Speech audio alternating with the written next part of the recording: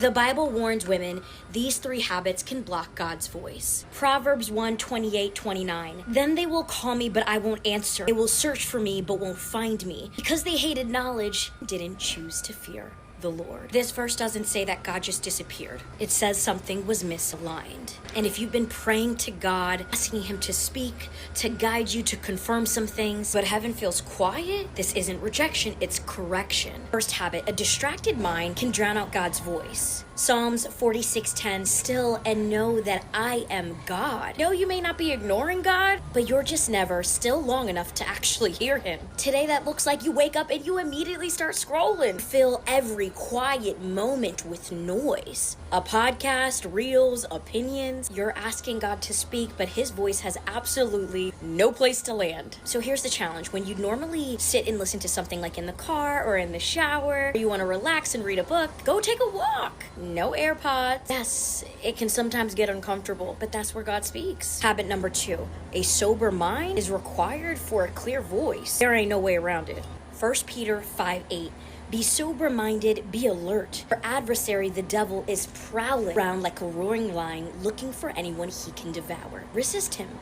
Firm in your faith. Woman to woman, and you can take this because you're looking to become better, to have more authority. You cannot ask for God's discernment while regularly defiling your spirit. Alcohol doesn't just relax you, it lowers your spiritual awareness. You're the steward of your home, not by rules, but by example. God honors obedience, not cultural permission slips. If there is anything that clouds your mind, remove it from your home. And habit number 3, an impure tongue can interrupt your prayer. James chapter 3, 9 and 10. With the tongue we bless our Lord and Father, and with it we curse people who are made in God's likeness. Blessing and cursings come out of the same mouth. My brothers and sisters, these things should not be this way. You cannot ask God to use you, but your mouth is still being used to tear and destroy things down. Complaining, gossip, subtle digs. First off, it ain't even worth your time. Prayer doesn't override a reckless tongue. Here's the challenge. Before you speak, ask yourself, does this agree with the future that I'm even praying for? If it doesn't, stay quiet. You don't need louder prayers, you need alignment. Here's the thing, God's not holding back his voice. He's protecting you from hearing him out of order. And the moment you begin to adjust your habits